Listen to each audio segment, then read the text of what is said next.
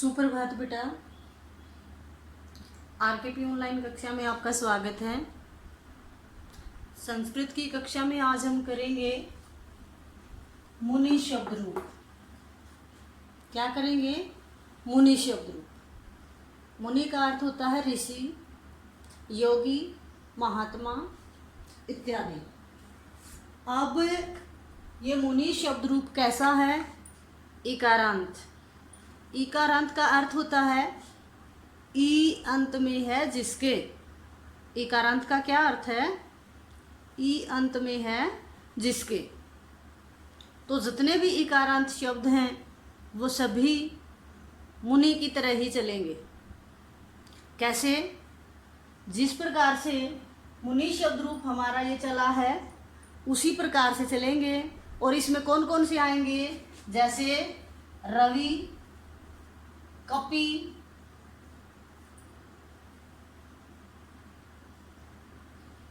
हरि। हरि का अर्थ होता है भगवान। इस प्रकार से अनेक रवि, कपि, हरि इत्यादि और भी अनेक इकारांत शब्द मुनि की तरह ही चलेंगे। संस्कृत में यही होता है। अगर हम एक शब्द रूप याद कर लेते हैं तो उसके जैसे अनेक हमें याद हो जाते हैं, आपको पता ही है। दूसरा, शब्द रूप का काम क्या होता है हमें पता ही है। जिस प्रकार से हिंदी में हम कारक चिन्ह लगाते हैं, उन कारक चिन्हों का काम यहाँ संस्कृत में शब्द रूप करते हैं। जैसे रमा ने पढ़ा, ने आया है। पक्षी को देखा, को आया है। वह कलम से लिखता है, से आया है। तो हिंदी में जो कारक चिन्ह हैं, कर्ता ने, कर्म को, से या के द्वारा, के लिए इत्यादि जो ये कारक चिन्ह हैं, इनका काम विभक्तियां करती हैं संस्कृत में। ने, को, से, के द्वारा, के लिए इत्यादि लगाते नहीं हैं, बस शब्द रूप बना दिया और उसका अर्थ वही होगा जो कारक चिन्हों का होता है, विभक्ति का।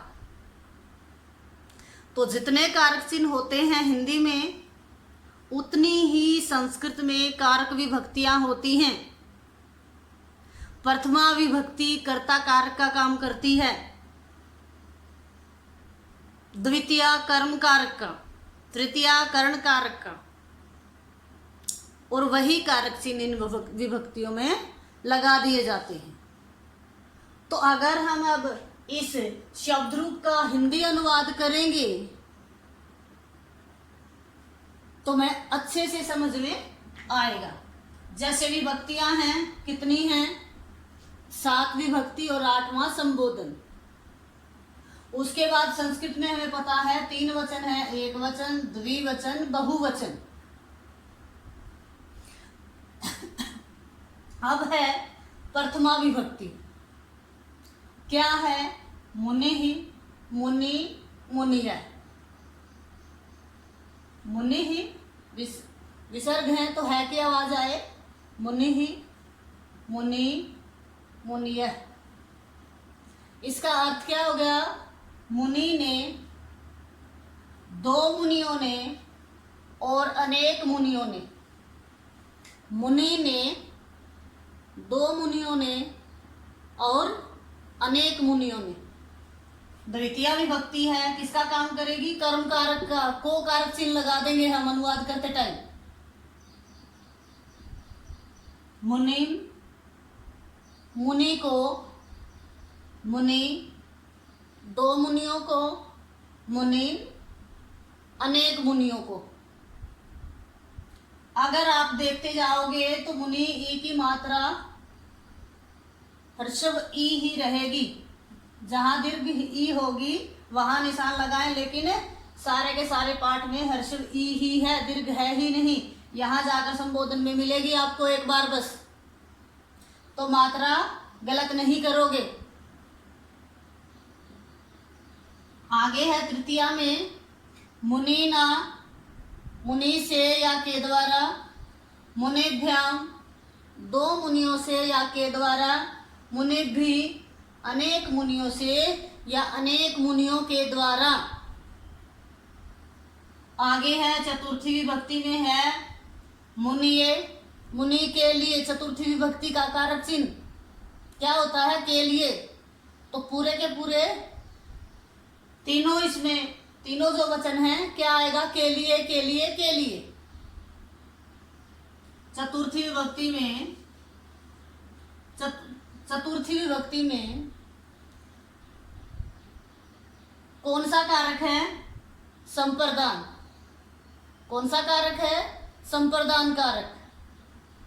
मुनिये मुनि के लिए, मुनिभ्याम दो मुनियों के लिए, और मुनिभ्य अनेक मुनियों के लिए। आगे है पंचमी। कौन सा कारक है पंचमी में? अपादान। किस अर्थ में आएगा? अलग होने अर्थ में। जैसे पेड़ से पत्ते गिरते हैं तो मुने है, मुनिभ्याम, मुनिभ्य। मुनि से, मुनिभ्याम दो मुनियों से, और मुनिभ्य अनेक मुनियों से। आगे है षष्ठी। षष्ठी, षष्ठी विभक्ति में कौन सा कारक है? संबंध कारक। कौन सा कारक है? संबंध कारक। तो षष्ठी विभक्ति में का, के, की या रा, रे, री आएगा। क्या है? मुने है, मुनि का, मुन्यो हो दो मुनियों का, मुनि नाम अनेक मुनियों का। आगे है सप्तमी। किसका काम करेगी? कौन सा इसमें कारक है? अधिकरण कारक। सप्तमी विभक्ति में कौन सा कारक है? अधिकरण कारक। मुनौ, मुनि में या में पर, में या में पर। क्या है अधिकरण कारक का? में पर। मुनौ मुनि में, मुन्यो हो दो मुनियों में, मुनीषु अनेक मुनियों में। आगे है संबोधन। हे मुने है, हे मुनि और हे मुनियः। तो अगर हम इसमें देखेंगे तो प्रथमा विभक्ति में कर्ता कारक, द्वितीया कर्म कारक, तृतीया कर्ण कारक, चतुर्थी संप्रदान कारक, पंचमी अपादान कारक, षष्ठी संबंध कारक, सप्तमी अधिकरण कारक और संबोधन। कर्ता ने प्रथमा, कर्ता ने द्वितीया, कर्म को तृतीया कर्ण से या के द्वारा, चतुर्थी संप्रदान के लिए, पंचमी अपादान से अलग होने अर्थ में, षष्ठी संबंध का के की, अधिकरण, सप्तमी में पर और संबोधन। इस प्रकार से जो ये कारक चिन्ह हैं इन विभक्तियों ने हमें बताए हैं। तो इसीलिए हमें शब्द रूप संस्कृत में करने होते हैं। तो सभी बच्चे इनको अच्छे से देखेंगे एक बार और याद करेंगे हम इनको। मात्राएं अगर हम देखें तो अगर ये मुनि शब्द रूप में ऋषभ ई है यानी छोटी ई है तो पूरे के पूरे शब्द रूप में कहीं भी आपको दीर्घ ई दिखाई नहीं देगी।